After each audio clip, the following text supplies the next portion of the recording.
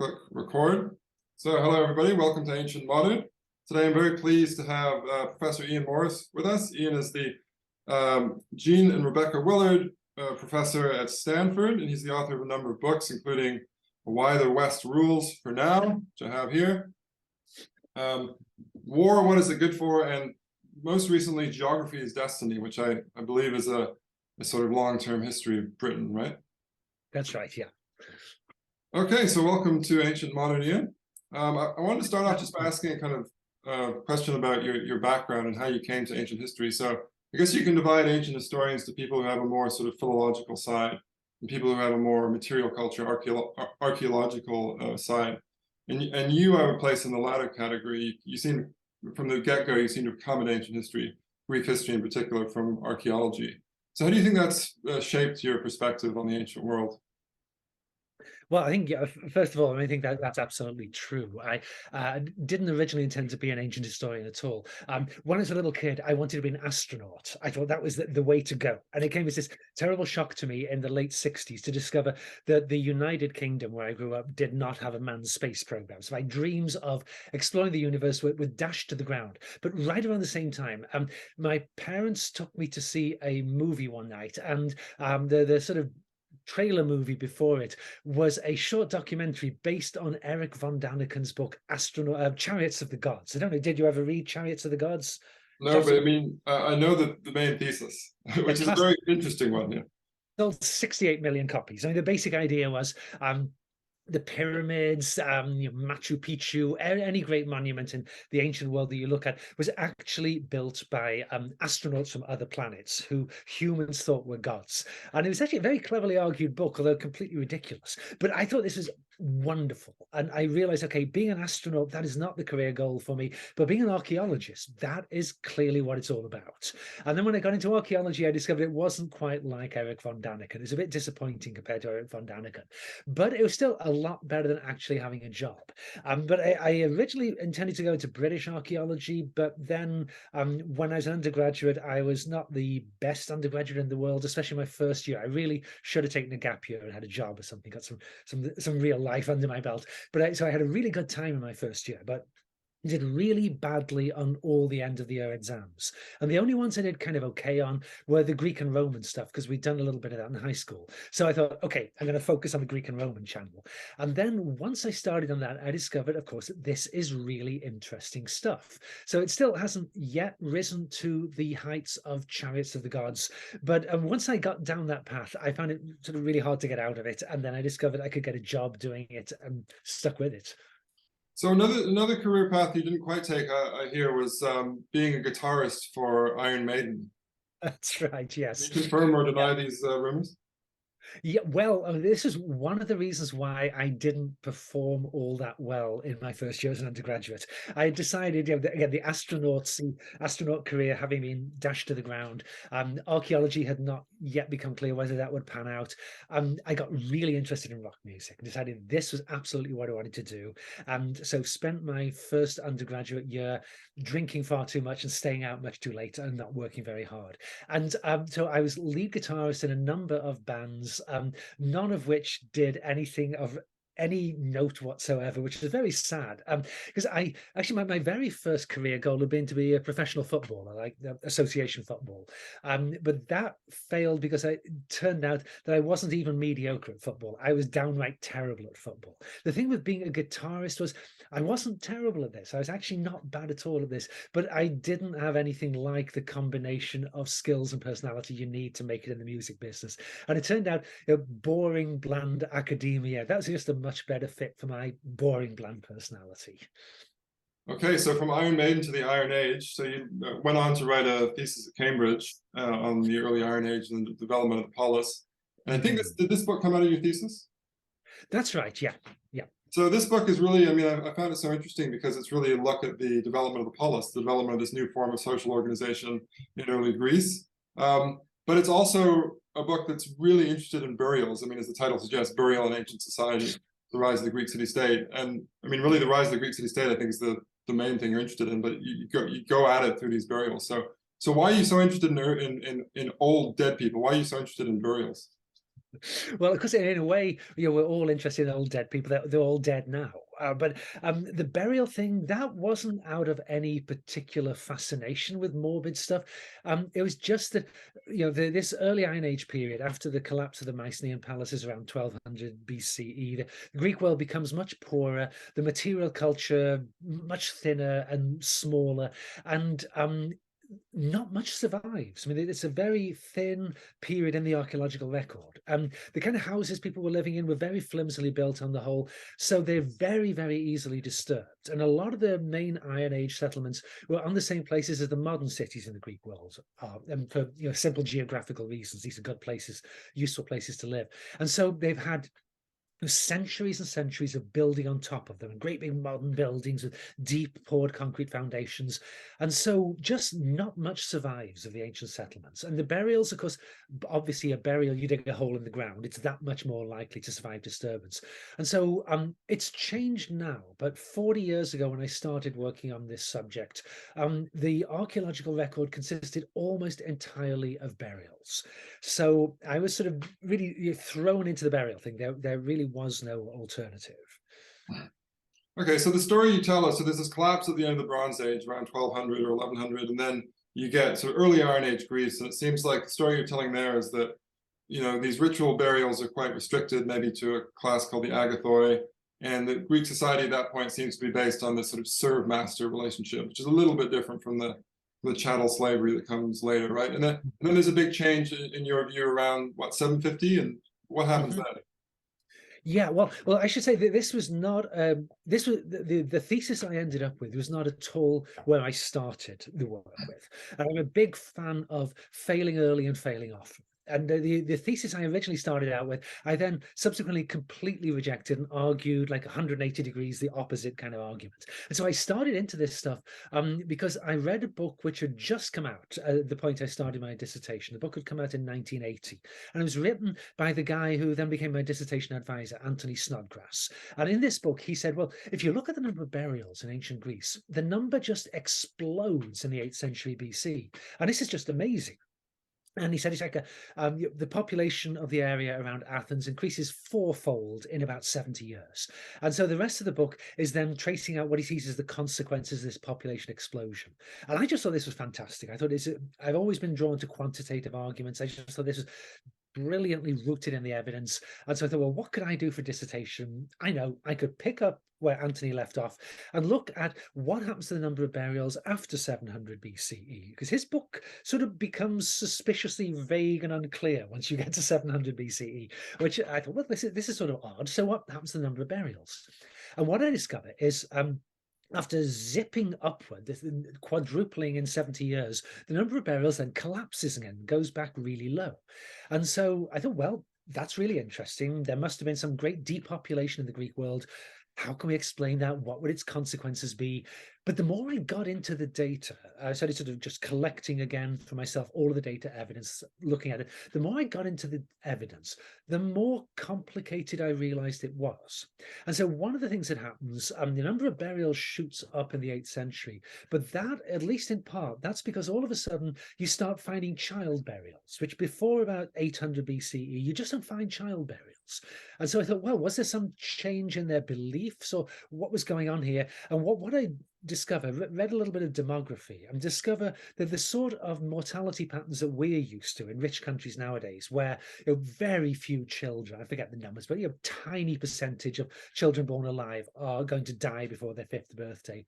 In pre-modern times, you've got close to a 50-50 chance of dying before you're 10 years old. We should expect there always to be lots and lots of burials. So what I realized is there must have been some change in the rituals, so that they now start burying the kids in ways that are archaeologically visible, more likely for us to find. And then they stop doing that. And then I start looking at the adult burials and discover that you go from having these very homogeneous burials down to about 750 BC to suddenly having really varied, complicated sort of burial rites, everybody being buried in a different way. Then they suddenly get really simple again. So I start reading about what archaeologists have done in other parts of the world, including back in Britain, where I originally started to plan to start my archaeological career, and discover that this sort of pattern of these wild swings in the demographic representativeness of the burials and the sort of range of ideas that the buriers have about the kinds of people they're burying. Often this seems to go along with changes generally in the visibility of different sections of the population. So I managed to persuade myself that at least what happened in the 8th century is there's this general change in the burial rituals. And now a much wider proportion of the population, adults as well as children, is being given sort of high status type burials, which are relatively easy for archaeologists to find. And then that goes away again in the 7th century. It's a rather complicated sort of pattern. And I realized that the goal for my dissertation now has to be to try to explain, why did that happen? Why did you get this sort of opening up of the community and saying, everybody within this community is equally deserving of a sort of high-end burial rites that will be visible in the future to archaeologists, and then it gets sort of taken away again. And that was the point at which, I mean, coming back to your earlier question about how archaeology sort of shapes my sense of ancient history, this was the point at which what I was doing started to converge with what a lot of ancient Greek social historians have been doing over the previous 20, 30 years. Whereas what they'd been asking about was, well, at what point did and how did the Greeks create a vision of a city-state community where just by being born of free parents within that community, you were automatically a citizen, where it didn't matter how rich or poor you were, what kind of education you got, anything like that. Just being born from citizen parents automatically made you a citizen, and even in some cases part of a democratic community where all of the citizens have equal political freedoms, equal political rights, and so on. And I thought, aha, this 8th century BCE change, that has got to be something to do with this transformation of the idea of what it means to be part of one of these city-state communities, the birth of the idea of the citizen. And of course, like all these historical arguments, there's a lot more to it than that. And so it ended up being, rather than a 5-minute spiel, an entire book trying to explain this. But yeah, it's like realizing that the archaeological evidence and the very fragmentary written evidence we've got from early Greece, these two subjects kind of flowed into each other, and each could inform the other. Right. So one of the communities that we think of when we think of these democratic Greek city-states is, of course, classical Athens. But so my memory and my understanding is that your story about Athens in this book is particularly complicated, because it seems like there's the birth of this polis ideal across Greece. But actually, early on, at least around 700, it seems that Athens is going to be one of these communities that sort of slides back into the past. And then you get another sort of revolution in Athens with Solon and Cleisthenes. Is that right? That's right. Yeah, I mean, as you know, there's hundreds of separate Greek city-states, and most of the time, these hundreds of separate places have a great deal in common. They do a lot of things the same, but there are always differences. Different places are different, and each of them takes its own path. And so, it seemed to me that over not the whole of the Greek world, but a substantial chunk of the Greek world, like the central areas around the Aegean. In the 8th century, you get this general movement toward a more expansive, more open, more inclusive idea of what the community is. And Athens is very much part of this, maybe even one of the leaders in this. But then in different places, different things happen. And in Athens, this move toward the more inclusive community, this gets in the short term at least, decisively defeated somewhere around 700 BCE. This, I thought, this was the point at which you see the rise of the group that the later literary sources called the Eupatridae, the well-born ones, who were told completely dominated the city of Athens, and everybody else, says Aristotle, was kind of enslaved and ground down by the Eupatridae. And then in the 6th century BC, that's sort of relationship again collapses, and Athens moves back into the mainstream, and again even becomes the leader in the shift toward the more inclusive male democratic kind of communities. But yeah, this was one of the things I started doing toward the end of my book Burial in Ancient Society, and then did more in articles I published after that, was looking at some of the other city-states around Greece and asking, well, how do we see these dynamics playing out in their material record and in the fragments of literature we've got about them? And I think we just see this complicated sort of kaleidoscopic shifting patterns as they're all trying to work out, how do we want to do this? What is going to be the most successful way to organize a city-state? Is it going to be as a broad democratic community, or can we in fact function as a narrow oligarchy, or can we even go back and continue with one-man rule? So they're all trying out different stuff. So what's ultimately your story about population in this period then? Because you make this very interesting sound, I think, archaeological, methodological point about how really it's what we see in the evidence. What we see in the evidence is what we see in the evidence. It's not necessarily how things were. So you can't just count off the number of burials. So ultimately, though, it is a story of increasing populations in archaic and Iron Age Greece, right? And this is connected with some more recent work you've done on the sort of growth of the Greek economy from the sort of nadir of the post-Bronze Age collapse. That's right. Yeah. Yeah. I guess the sort of work I was doing was part of a larger shift going on in the 1980s among prehistoric archaeologists towards saying that the material record as it survives in the present is not a simple one-to-one reflection of the realities in the past. And of course, that's glaringly obvious. Everybody's very well aware of this. But I think something is not unique to historians, to archaeologists, a lot of academic disciplines. There are these fundamental problems with the way we do our research, which we're all well aware of the problems, but then sort of conveniently forget about them once we start doing the research. So like everybody knew already, yes, of course, the archaeological record is mediated not only by sort of natural processes of transformation, that not everything survives, some sites get destroyed, some sites get buried deeply, and so all that stuff going on, of course, but also by the actions people took in the past. So like what's in a grave, it isn't like people getting some official document from the government saying you earn so much per year, therefore you must spend this amount on your funeral. You decide for yourselves as part of a ritual what you're going to do in that funeral, and the way you behave is normally driven by how you think other people will look at what you're doing, and whether you think that'll make you look good or not in other people's eyes. So everybody was well aware that these things are going on, but then in practice, we tended to sort of say, oh, well, it'll probably all come out in the wash. No need to worry about it all that much. And I guess what I was doing is saying, well, no, wait a minute. At least in this case of the burials, deliberate ritual actions in the past completely transformed the relationship between the material record left behind for us to find and the actual actions of people living in the past. And so the challenge for the archaeologists is to figure out, can we come up with some sort of middle range theory to bridge between what we dig up, what survives now, and what was actually going on in the past? And so the minute you start down that path, that makes it very difficult to see how exactly we can reliably use the archaeological record to address things like population, which is problematic because on the one hand, well, it's obvious that there's some connection between the archaeological record and the size of the population. Other things being equal, you should expect the number of objects you find in the present to reflect the size of the population in the past. The challenge is to figure out, well, what are the mediating influences? What can we still say about population size? And in fact, I think if you work hard enough at it, you can get a pretty reasonable idea about certainly the relative size of the population over time, from the Bronze Age through to the Classical period, Hellenistic period, and on. And I think you can actually even go beyond that and make some reasonably well-informed stabs at the absolute population sizes. But there certainly are a lot of problems to be overcome to get there. So, I mean, one of these problems is the Dark Age, because there's been a movement recently to say, well, we shouldn't really call these eras the Dark Age because there's still stuff going on. But I think that you think now that the Dark Age Greece really was dark. It isn't just that we aren't looking for enough sites in the Dark Age.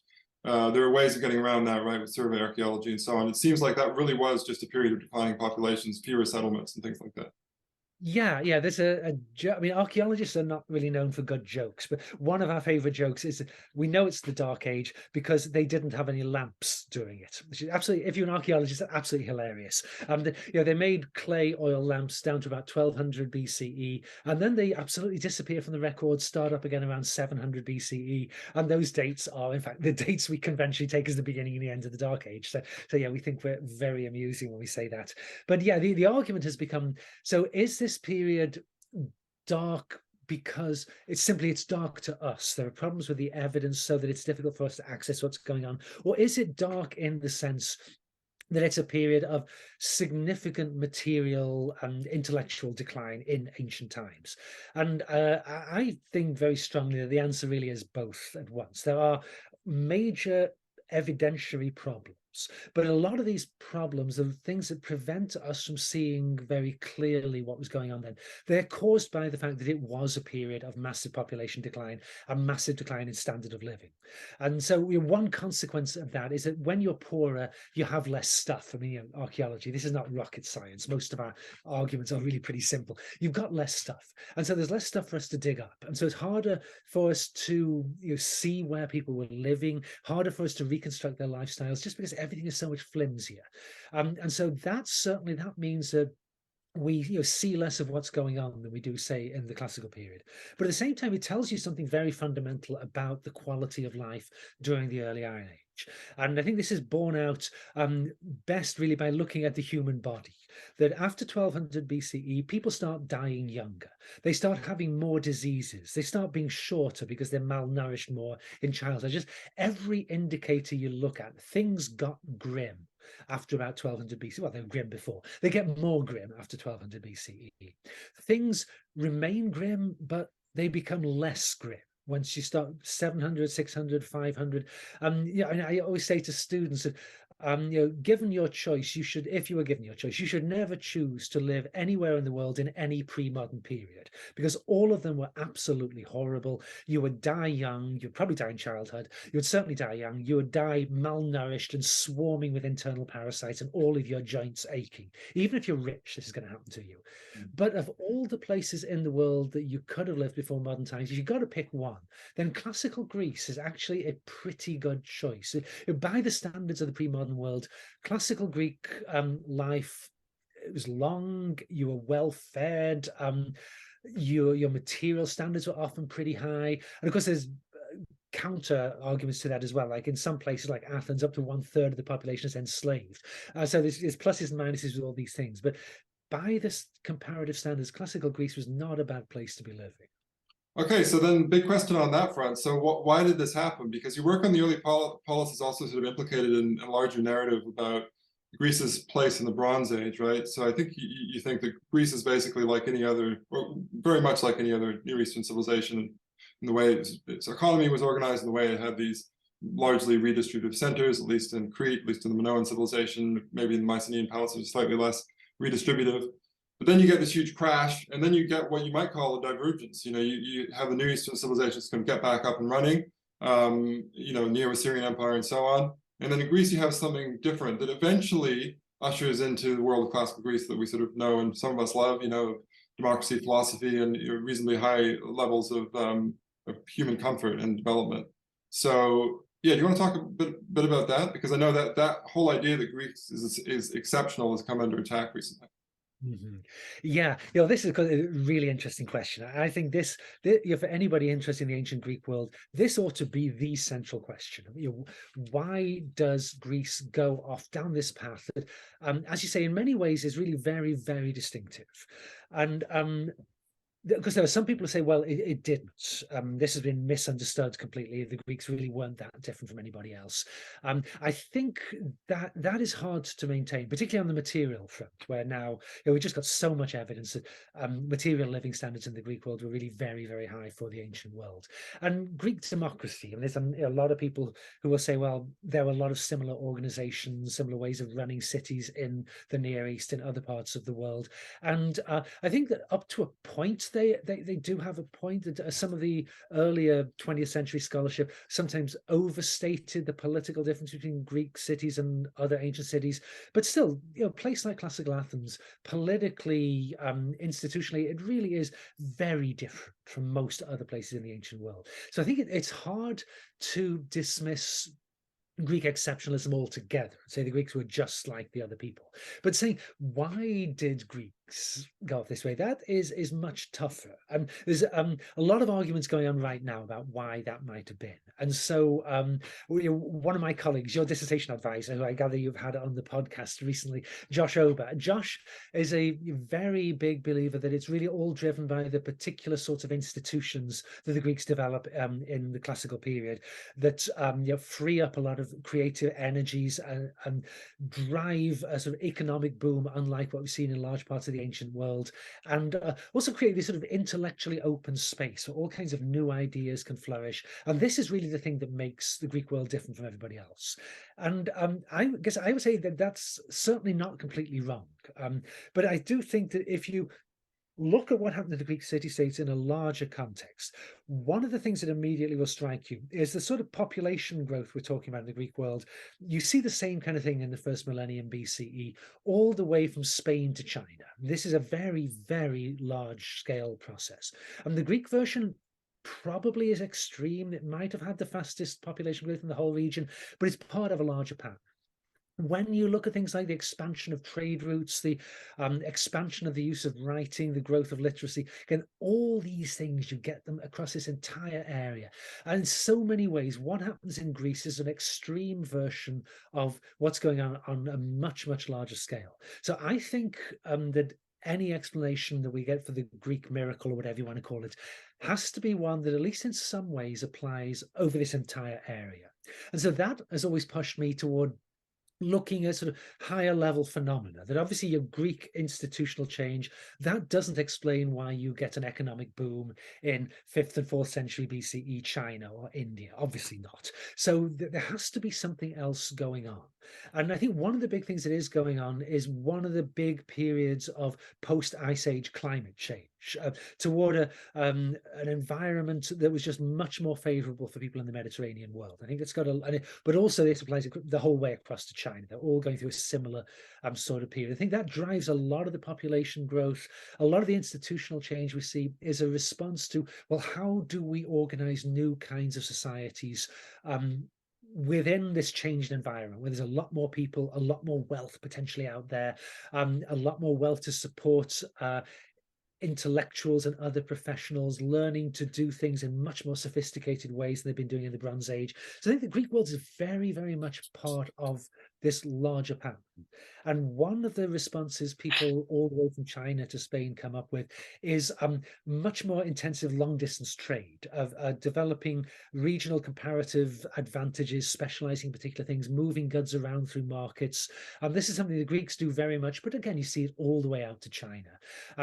And I think one of the reasons why the Greeks flourish so much within this larger set of changes going on across this huge area is that the Greek world is really well placed to take advantage of these expanding trade networks across the Mediterranean Sea. The Phoenicians in what's now Lebanon and the ancient Greeks really well placed to be the center, the main hubs of maritime networks connecting together all these different parts of the Mediterranean, all this wealth flowing through the Greek world. And in contrast to a lot of the Near Eastern civilizations, I think we do have reasonable evidence that the wealth is much more widely distributed in the Greek world. That again, anytime you talk about a topic like this, you've always got this issue of slavery to think about.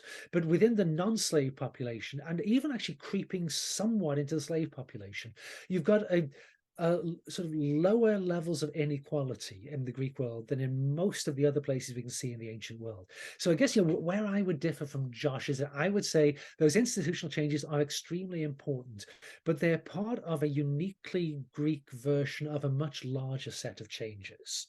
But yeah, arguments are likely to continue over this for many years to come. Right, it's great, and it's great to sort of have these conversations again. Some of these really interesting conversations that I was having at grad school. So and I know you take this position, this sort of geographical, maybe determinist is too rude a term to use, but you take a sort of a position which is sort of strongly informed by geography and climate, and it's extremely interesting perspective. As you said at the end there, though, so you have to walk this fine line that Greece is the same as these other places in some ways, but it also is a little bit unique. I mean, it has slightly higher levels of economic development. You do get these higher levels of equality among the citizen class, and you do get things like strong forms of democracy, which you just don't get in other places. So then then you try to say, well, okay, part of the story is that Greece is in this privileged place in the Eastern Mediterranean. It's the center of all these trade routes. And then the question is, so why is that different later on? Because you look at later phases of Greek history, and they're in the same place, right? But it doesn't go so well for them. You know, maybe the Byzantines are doing okay, but in medieval Greece, these aren't very prosperous places. They're in places with flourishing democracies and a big philosophical scene, right? Yeah, yeah. I don't take offense when people call me a geographical determinist. I mean, I think all of us are determinists in some way or other. We just disagree on what is the level at which we find the determining factor. And I mean, my most recent book, which came out this spring, was called "Geography is Destiny." So, you know, if I can hardly deny the charge of being a determinist. But you know what the argument to make in that book, that book's looking the long-term history of the British Isles, which I think is an extremely interesting case of how geography works. Geography drives history, but at the same time, history drives what geography means. And so it's like geography is destiny, but it's up to us to decide what we're going to do about it. So people always have freedom of maneuver, but within certain limits. So like, I mean, I went a couple of years ago, gave a talk in Nepal. A friend of mine organized a conference in Kathmandu, which is really cool. It's one of the nice things about knowing people who can organize things. You get invited to conferences and cool places. So we went off to Kathmandu, and I was writing my book about the British Isles at that point. And so I decided that rather than talking about my book about Britain, I would talk about what the book would look like if I'd written it about Nepal instead. And that was a really informative exercises, because Nepal's geography has a very, very powerful determining effect on its history. That there's been periods when there's been powerful Nepali kings, and when Nepali courts were centers of culture. The people from all over India and China came to Nepal, came to Kathmandu to consult with learned people. But that went on within a geographical setting where Nepal was always stuck on the side of the Himalayas, and it was always landlocked, and it was always trapped between these two enormous Indian and Chinese civilizations, often powerful empires as well. And this totally constrained how Nepali history could develop. And I guess I'd say this is a useful lesson to think about when thinking about a place like ancient Greece. Their geography provides them with certain challenges and opportunities, and those are real things, and no one could make them go away just by saying, I don't like them, I'm going to pretend they don't exist. They do exist. You have to live within them. But what you do about them, that is something you can decide. And what your decisions about what you do about geographical forces then interact with the decisions of everybody else all around you about what they are doing with the geographical forces. And I think this largely explains the points that you made, that Greek history, the geography, the physical geography changes somewhat, obviously, since the Ice Age ended, but it hasn't changed dramatically. It's like the geopolitical geography that has changed absolutely enormously. And so like the Greeks, you know, I was talking about the classical Greeks flourishing the middle of the first millennium BCE. Being where they were was very advantageous position to take advantage of growing population, expanding trade routes. The Greeks were on the fringe of a great empire, the Persian Empire in the East Mediterranean, and they were at the intersection point between the Persian Empire, a great center of consumption, sucking in resources and wealth and people from all around it, and a rich area of resources further to the west in the Mediterranean basin. And the Mediterranean Sea provided all these, by ancient standards, very cheap ways of moving goods very long distances. You know, maritime transport, of course, always so much cheaper than land transport. And so a situation like that, that made it possible for the Greeks, first of all, to insert themselves into maritime networks that the Phoenicians had been dominating and start to become as wealthy as the Phoenicians were. And then to use that wealth not only to resist the expansion of the Persian Empire, defeat the Persians in the 5th century BCE, but actually to push back against the Persians and start to become a major political center in the Mediterranean basin in their own right. And I think as the Greeks go down that path, more and more wealth is being sucked into the Greek world. But then they get sort of knocked off that top perch, if you like, by because of a process we see happening again and again and again through history, where the region that's sort of on the the periphery of the great core. So like the Persian Empire is the great core, the Greeks were the periphery. That peripheral region starts to become powerful and important. It becomes a core in its own right. Greece starts to become an independent core. Further to the west, Italy becomes a periphery to the Greek world. Then Italy starts to emerge as an independent core. And Rome, of course, becomes the ultimate core region later in the first millennium. The Romans take over the entire Mediterranean basin. And as they do so, the sort of geopolitics of Greece's position, geoeconomics, that begins to change. Greece is no longer the conduit through which all this stuff is flowing. The Romans suck away that wealth for themselves. And so like the link between Rome and Carthage, that gets to be really important. And Rome and Alexandria, that gets to be really important. Greece starts moving back toward being a periphery in this larger Mediterranean system. And I think, things like this have been going on constantly throughout history. So there's a period in the later Roman Empire, 5th and 6th centuries, when Greece again starts to emerge as the central node in large networks. Then it gets knocked off that again. The Arab conquest, very important for knocking that off. Greece really goes into the doldrums for about a millennium. It becomes an absolute backwater in the larger systems and only begins to emerge slightly, I'd say, in the course of the 20th century. So yeah, I say absolutely geography is destiny. I am a geographical determinist, but I think even the most hardcore determinists, you have to recognize that human beings are real people. We do get to decide things for ourselves. And the question is always, how much latitude do you have to push back against the vast impersonal forces that are ultimately driving your life? Right, so the meaning of geography changes through history as different things happen. So now you're doing the kind of analysis that you do in this book, which I want to turn to now. So Why the West Rules for Now. Subtitle is The Patterns of History and What They Reveal About the Future. So this is a book about the great divergence between East and West, really. So what's the big question in this book, and why is it so important? Yeah, well, the big question, one a lot of people have been asking me for the last 250 years is why does this relatively small group of nations around the shores of the North Atlantic start to dominate the entire planet, beginning somewhere around the 18th century CE? Because there'd never been anything like this before in the entire history of the world. You'd had regional powers like the Roman Empire or the Han Dynasty in China, the Mughals in India, lots of these regional powers, but there'd never been a global power. And it's certainly never been a power whose sort of geographical reach was so enormous, proportionate to the size, the physical size of the power itself, as you get with the West, these areas around the North Atlantic, starting in the 18th century. So a lot of people have been asking this question for a long time. And it had become a particularly pressing question, I think, since about the 1990s, when it became clear that the takeoff of Japan back in the 1960s had begun to make the East-West thing a more pressing question. But the takeoff of China in the 90s, that was what really put it on the front burner for a lot of academics, as it became clear that China was not just a sort of bigger version of Japan. China was turning into the biggest economic player in the history of the world.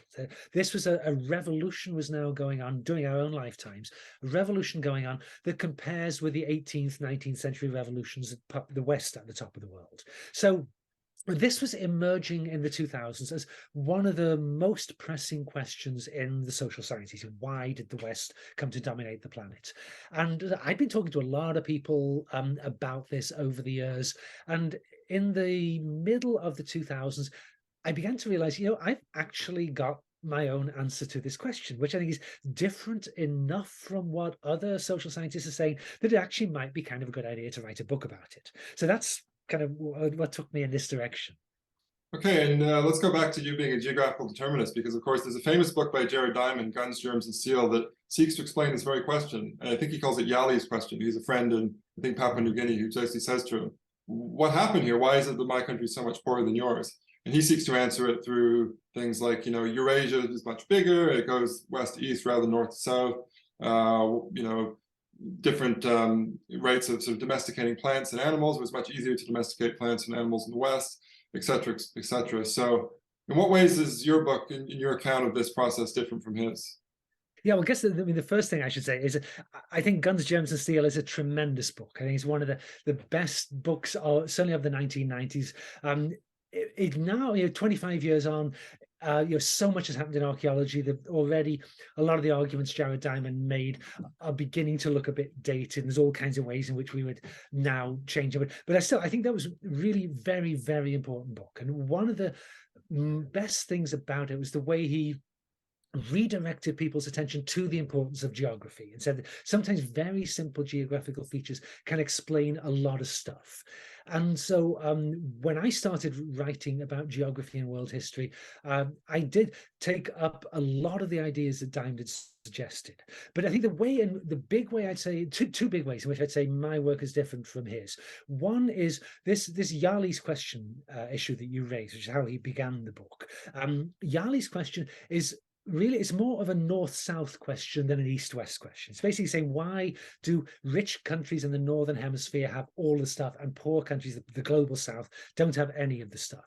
And I think to a great extent, Diamond answered that question pretty well. There's been a lot of changes since then, but I think when you get right down to it, his answer still pretty much holds. Where his book, I felt, didn't do such a good job was talking about the differences between East and West, and particularly this real transformation since the 18th century. Why does the Industrial Revolution happen by the North Atlantic rather than by the Western Pacific? Why is it the West that takes off, not the East? So that was something that I felt his book didn't do such a good job of. And then the other way in which I think my work differs very much from his is that like a lot of social scientists, what he tends to do is look a lot at evidence from the present, from very recent times, and then we'll jump back to the Neolithic period right after the end of the Ice Age. And all of the stuff that happened in between, like basically the entirety of recorded human history, is kind of a flyover zone. It gets treated very quickly in a couple of chapters. And I think one of the things you get from being a historian is this ingrained sense that one thing leads to another. There are no flyover zones. You have to tell a continuous narrative. And I think for me, it was trying to tell the continuous narrative that made me realize all the things that were missing from Jared Diamond's account, particularly when you wanted to try to explain why one sector of the Northern Hemisphere rather than another had been the one that came to dominate the planet. Yeah, because a big part of his story is this whole idea that there are just more domesticable crops in the sort of hilly flanks and the Fertile Crescent than there are in other areas of the world where we have these indigenous discoveries or invention of agriculture, like China. So if that's the case, and you talk about that too, why don't we then get what you call a sort of long-term lock-in story, right? Because you could just say, well, that's it. And, there's these things that happened around the time of the Neolithic Revolution, about 10,000 BC. And then that's, then the West just, is constantly ahead and the East is constantly behind. That's not quite the story you're telling, right? That's right. Yeah, I think when you try to tell it as a continuous story, you realize that the issues that Jared Diamond put his finger on, they can only be part of the answer. I mean, I think he was largely right in what he said, although again, the archaeological evidence has changed so much in the 25 years since he wrote it. Now, we look at these things in a rather more complicated sort of way. But I think to a great extent, he was right about the importance of the Neolithic beginning in Western Asia and in what we now call the Middle East rather than in East Asia. But if that was all there was to the story, then yes, you would expect social development to have always been higher in those parts of the world that have sort of grown out from that original agricultural revolution. So the Mediterranean basin, Europe, the Middle East. And yet that isn't the case. By about 550 AD, 550 CE, Eastern development had caught up with and overtaken Western development. And for 1200 years, China is the absolute center of the world in terms of population size, wealth, learning, whatever you look at, engineering, everything. China is the global leader. And this is not a short period of time. This is 1,200 years that this goes on for. And then very abruptly in recent times, Western societies catch up with and overtake China.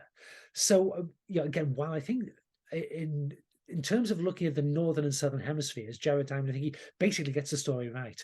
This doesn't explain why China went from not being the leader to being the leader and then went back to not being the leader again, and why there are now all these signs that it's coming back to being the leader again. So that was what I was really trying to explain in my book. So the flyover country that you called it, so it's basically ancient history, right? So the story of ancient civilizations. That's so right. Why does that help? Because, if you're a hard-boiled skeptic, maybe you're working in policy or political science, you're trying to figure out what's happening in the present. you think, oh, there's this book about the ancient world, but who cares about that? Because yes, there were these Bronze Age civilizations, and then they collapsed, and that must have kind of wiped the slate clean. And then there was the rise of the Roman Empire, and that collapsed too. And what I'm really interested in is this divergence in the early modern period when the West sort of explodes ahead of the rest. So is it really credible that things like the fall of the Roman Empire could have had an impact on the 18th and 19th centuries? Yes, the short answer, yes. I think again, if you're trying to again, what I was trying to do in my book was show you what are the big forces that have driven this larger story, and the conclusion I came to in the course of writing the book, I mean, it won't surprise you after what we've been saying earlier in our conversation, is of course that geography was the driving force in the entire story. And what happened was that initially geography very much favored the western ends of the old world, because this is where the agricultural revolutions begin.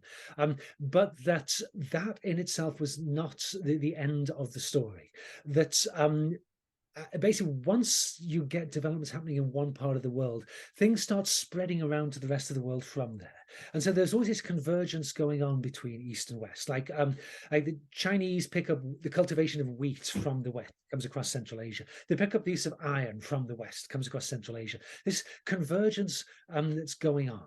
And you get constant interruptions in this story as well, when great things happen, like the Roman Empire breaks down, which do have the potential to reverse where the centers of social development are. This is the point at which East Asia begins to catch up with the West, is right at the point the Roman Empire collapses. So again, I think it's all part of one larger story. If you want to understand why the Atlantic suddenly became the center of the world, the only way I think you get it is when you see the development of the 17th and 18th and 19th centuries within this larger global story. And that basically what happened around the Atlantic was the same as what had been happening around the Mediterranean in ancient times, around the Euphrates and Tigris rivers in prehistoric times, that as the levels of technology and organization keep rising, it's like we're constantly shrinking geography. The Atlantic went from being a barrier between Europe and the rest of the world to being a sort of connecting highway between Europe and the rest of the world, in a way that the Pacific Ocean didn't do that during the 17th, 18th, and 19th centuries, because the Pacific Ocean is still just too big. It was possible for people to cross it, but it could never become a commercial highway the way the Atlantic could, until you really got up to the point of container ships and all these modern 20th century developments. And so I think the value of looking at the longer term is you see this constant pattern of the shrinking of geography, the opportunities that this presents to people as geography is changing its meanings. And what is happening in our time, I think, and really certainly since World War II, is we've seen the Pacific Ocean shrinking in the way the Atlantic had done formerly. And that's why, just as, say, North America goes from being a periphery to the British core to being a core in its own right, as the Atlantic shrinks in the 19th and 20th centuries, we've seen East Asia go from being a periphery to a North American dominated global market to beginning to become the core of new global markets of its own in the 20th into 21st centuries. So I think it's all part of one long story, and that I think is what you get from looking at it as a continuous narrative. Right. Yeah, I'm glad you're talking about the Atlantic and Pacific, because I read this book, I really enjoyed it, and I sort of came away thinking, okay, if Ian were asked to sort of name one thing that really made the difference in terms of the early modern divergence between Europe and China, he would probably point to the fact that the Atlantic Ocean was so much smaller than the Pacific Ocean. Because there's this big question about, the Chinese had all these great ships. They had this 7-foot tall Muslim eunuch, Admiral Zheng He, who had these, big traveling fleets. And compared to Columbus, compared to him, Columbus just had these 3 lousy ships.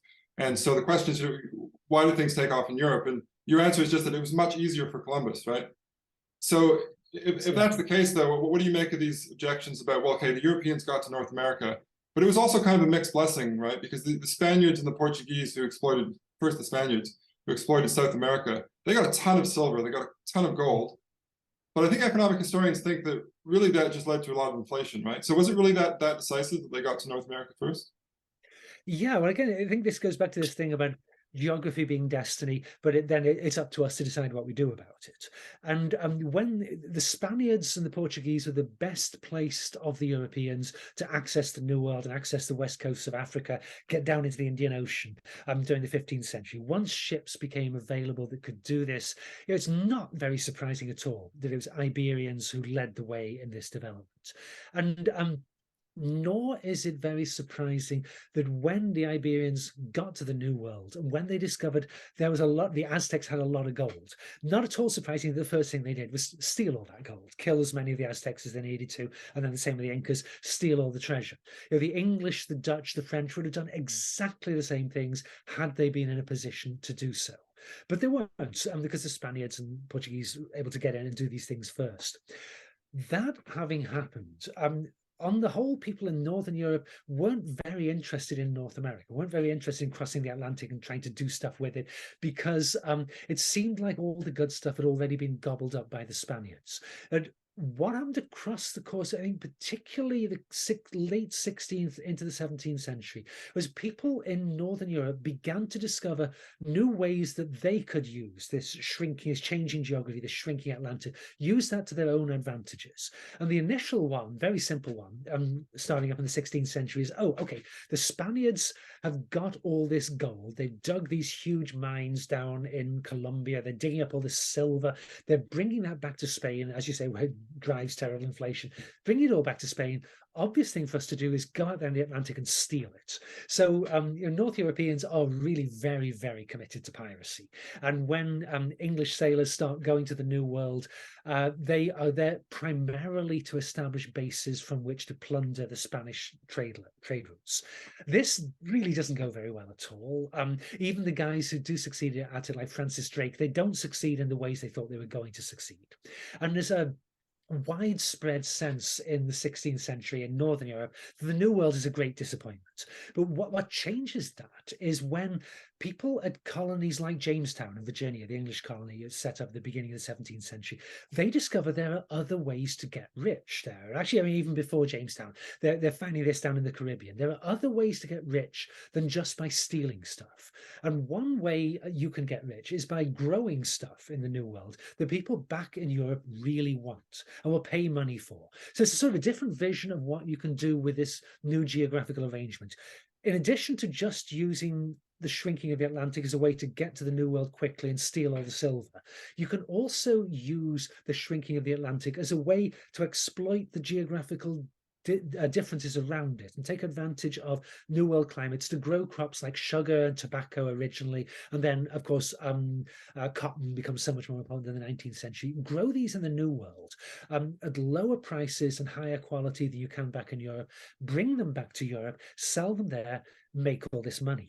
And the way it develops, historians often call it the triangular trades. For good reason, it has 3 points on it. And the triangular trades become this machine, this motor for generating wealth, unlike anything the world has ever seen before. And the way it works, I mean, it's not a pretty story. In fact, it's one of the most disreputable stories in the whole of world history. But like, you could start off in Liverpool or Bristol in England as a merchant. You are making hats or guns or cloaks or clay pipes or whatever.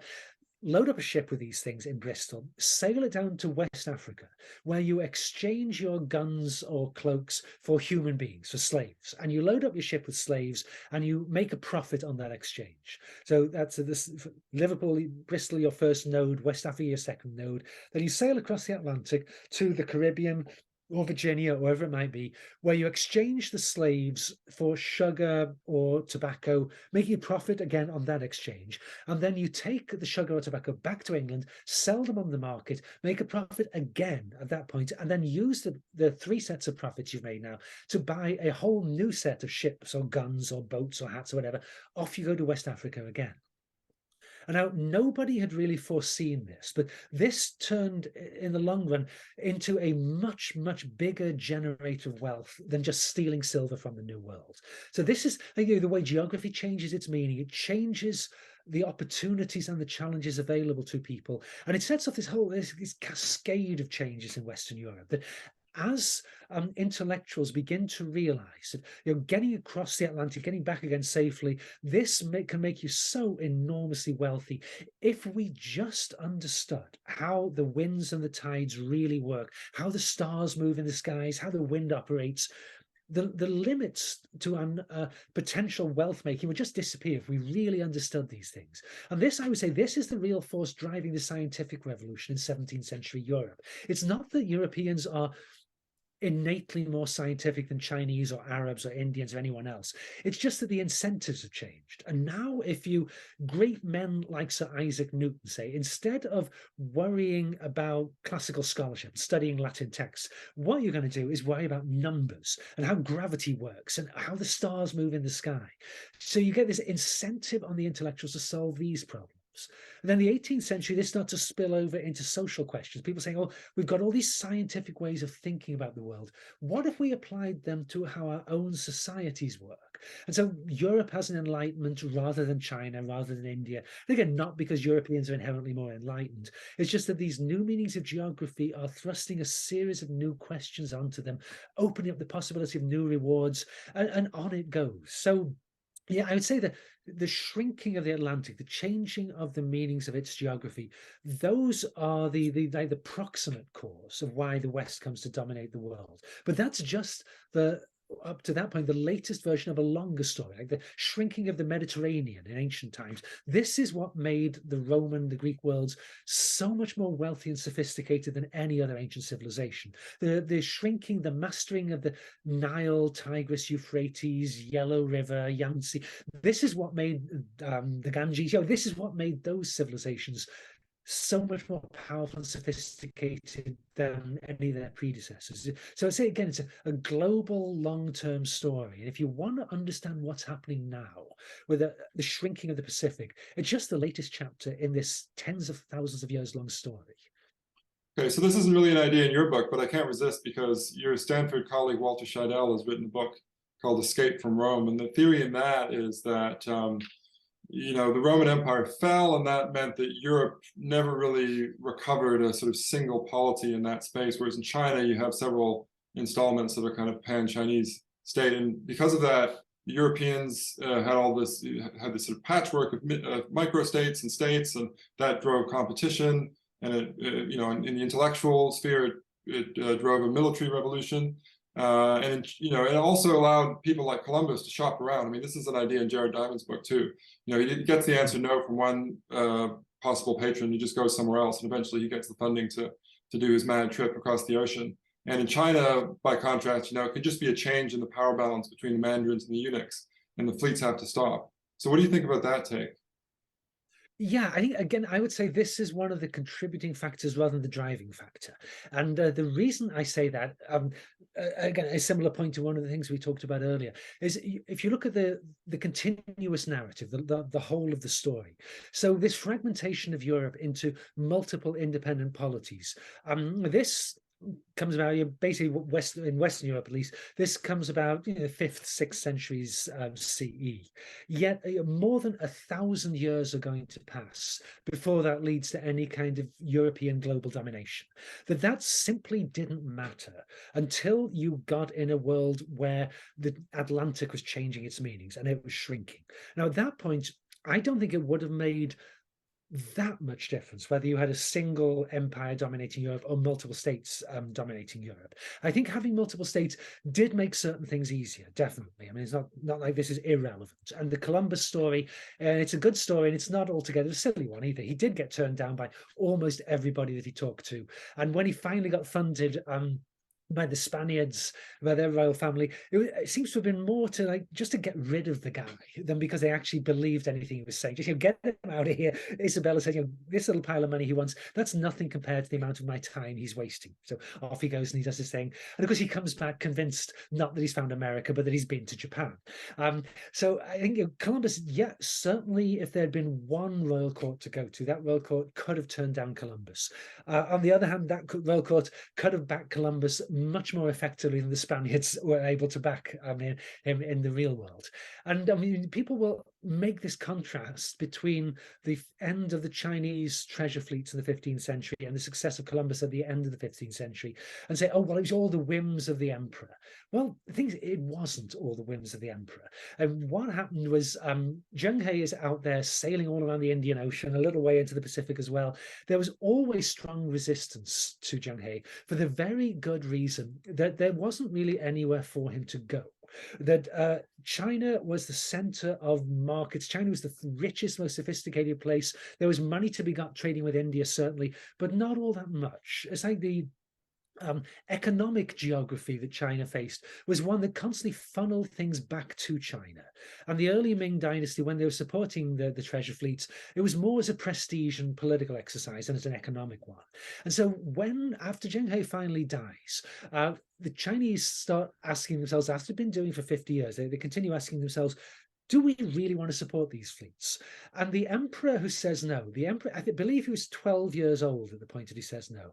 He is not the guy actually making the decision. The people making the decision are the emperor's advisors, who are the most educated, most sophisticated thinkers on the entire planet. And a group of these men get together, discuss these voyages, and say, they are not really paying off anything to us. Let's discontinue them. And then multiple times over the next half century, 5 or 6 times, people come back to different sets of advisors saying, let's start these up again. Different sets of advisors look at them and say, no, there's nothing in it for us, turn them down. And I think the reason that happened is not a contrast between a centralized, unified empire and a fragmented, politically dispersed Europe. It's a contrast between the economic geographies of the two ends of Eurasia. No ruler at the eastern end is ever going to see anything other than vanity value in funding these voyages. Whereas if you're in Europe, it's obvious that if you believe Columbus, it's obvious you want to fund somebody like him because he's going to offer you quicker ways to get to the east and make more money. It's just that European kings see quite rightly that Columbus's claim that it's only 3,000 miles to America is ridiculous. Everybody knows the world is round. Everybody knows it's 10, 12,000 miles to China. He's an idiot because what they didn't know is America is in the way, and that can then create these new kinds of flows of wealth that dwarf what you can make by sailing directly to China. But yeah, I think if you focus on the political fragmentation of Europe, you're looking again at proximate causes, not ultimate causes, at contributing factors, not actually decisive factors. And I think the reason so many political scientists have focused on the political fragmentation of Europe as the driving force in what happened is because it's a political factor and they are political scientists. And this is one of the, I think, abiding problems of the university. In order to be as intellectually successful as we have been over the last few hundred years, we've had to split things up into university departments that are around defined disciplines. And people within those disciplines tend to think their discipline is the one thing that really matters. So people in the humanities who study culture tend to think culture is deciding everything. Economists who study economics think, well, what do you know? Economics just drives everything. Political scientists think politics drive everything. And I think once you start getting out of these little silos a little bit, you begin to see, there's a little more going on here. So yeah, I think the politics obviously is important, but I don't think it's a decisive factor. Okay, last question, and it's an easy one.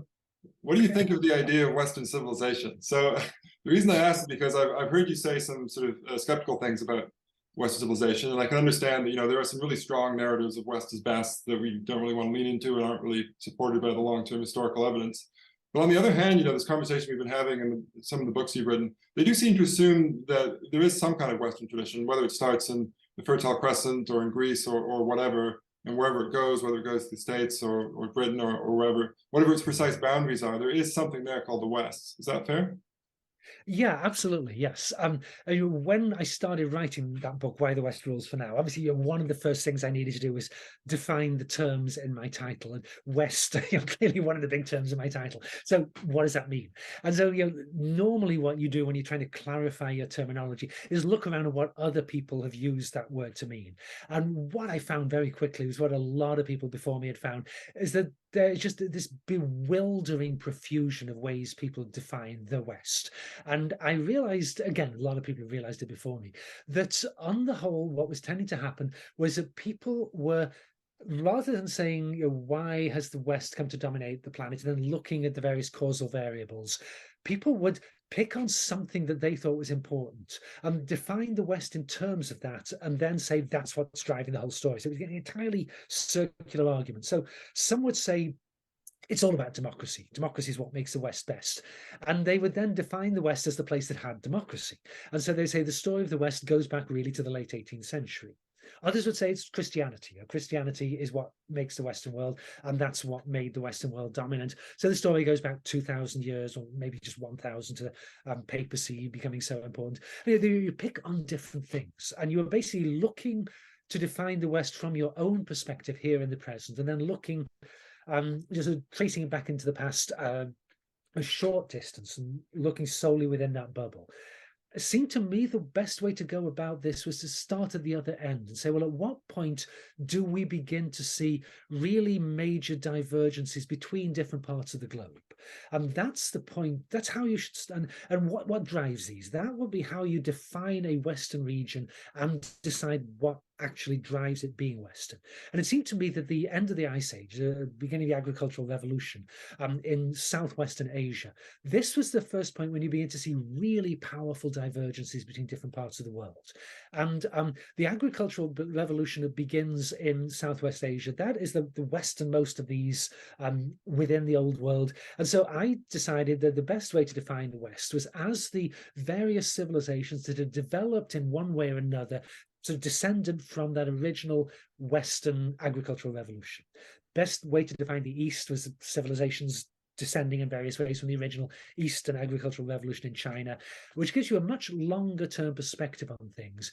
Also leads you to define the West in a rather different way than a lot of people do. I think a lot of the definitions of the West are very politically driven and are really just smoke screens for other political agendas. And so my way of defining the West, that meant that what we now call the Middle East, Southwest Asia, is absolutely part of the West. Islam is as much part of the West as Christianity. And this is certainly something that the founders of Islam would have absolutely agreed with. According to the stories, one of the first things Muhammad did after he had his visions was write to the emperors of Byzantium and the Persian Empire saying, good news, guys. I've just had word from God, and God has explained to me how the stories of Christianity and Judaism and all the other Near Eastern religions, how these come to their culmination. And we've now got the culmination. So I am bringing together all of these different regional traditions into one great big thing, which Muhammad was very surprised when he never heard back from the Byzantine and Persian emperors. They, of course, were absolutely appalled at this. And so as Islam becomes a major force, I think you do tend to see Islamic intellectuals will, at least early on, are looking at the Christians as just a branch of the same family as them. And the goal of Islam is to unify all these things. Whereas Christians, increasingly feeling embattled, casting the Muslims as these outsiders, these others, the not us. So I think that was one big consequence of the way I define the West, that I think that helps, really does help make a lot of sense of Western history. And when I was writing the book in the 2000s, this, of course, was the high point of the struggle against Islamist terrorism and other things. And I think it helped to understand that what we were looking at here was not a struggle between the West and the other. It was an argument over what the West is really about. Should the West be about this, to my mind, bizarre radical reinterpretation of early Islam that the Islamists were peddling, or should it be about the creation of a sort of global civilization based on freedom of speech, freedom of movement, free markets, free enterprise, all these sorts of things, an argument about what the West is fundamentally about. And I guess the last thing I'll say, that the other consequence of this way of looking at the West is that I started to feel that a lot of the arguments about, is there a Western civilization? Is it under threat in various ways? These really were just kind of terminological issues. That the kind of thing that a lot of us tend to think of as Western, like say freedom of various kinds, freedom to speak your mind, freedom to think whatever thoughts you want to think, freedom to criticize other people's thoughts, freedom to force them to defend their arguments by appealing to actual evidence and reliable methods, freedom to go where you want, freedom to invest, freedom in all these sorts of ways. these things really took off in Western Europe and its North American colonies in the 18th century. And they took off, I think, not because they're Western, but because those were the kinds of ideas that worked best in the new kind of economy that was being created around the North Atlantic. And a lot of parts of Europe, of course, people really hated these new ideas. And so if you live in Paris, having the new ideas can be distinctly dangerous. If you live in Italy, it can be even more dangerous. Galileo has to recant what he's saying because it doesn't seem to fit with the canonical view of Christianity. There's all these arguments going on. And a particular set of ideas focused on freedom begins to triumph in the 18th century, really takes off in the 19th century with the success of democracy, because people are starting to realize that this is the best way to take advantage of the new opportunities created by this North Atlantic economy. And as this began to get globalized, as the West began to dominate the world, people in other countries, not in what we geographically tend to think of as the West, started to see this is a really effective way to run our world by going down this path toward greater freedom, greater openness. So, of course, these ideas get carried out to New Zealand by Western colonists, to Australia, to North and South America. It gets globalized in that way. I would say, in a sense, it's a non-argument because these aren't Western ideas. These are the ideas that work, or at least have so far worked best in the world we've created since the 18th century. And in the 20th century, I think one of the big things we saw was that the more a society was willing to go down the path of opening up in various ways, the more successful it was likely to be. You always had the option, if you were a ruler, of saying, no, I'm not going to do that. You could be the Taliban, say, we're not going to do that. We're not going to let girls go to school. We're not going to have any of these Western freedoms. These are all terrible things. You can do that. You can try to impose that on people by force if you want to do that. But on the whole, I think for people outside Afghanistan, it's very difficult to convince yourself that that's a good idea. Just if you go down that path of resisting the tide of history, you pay a really heavy price for doing it. All right. Thank you, Ian, so much for coming on this podcast. And I recommend to listeners and viewers that they check out, especially this book, Why the West Rules for Now. You've also got this new book out, I should mention again, Geography is Destiny. People can check that out. If you're a specialist in Greek history, you're interested in history to as an academic degree, then I'd also recommend this book. It's a bit more specialist. But yeah, I'll put some links below the video. So thanks very much, Ian. Well, thanks so much for having me on the podcast. It's great to see you again. It's been a long time.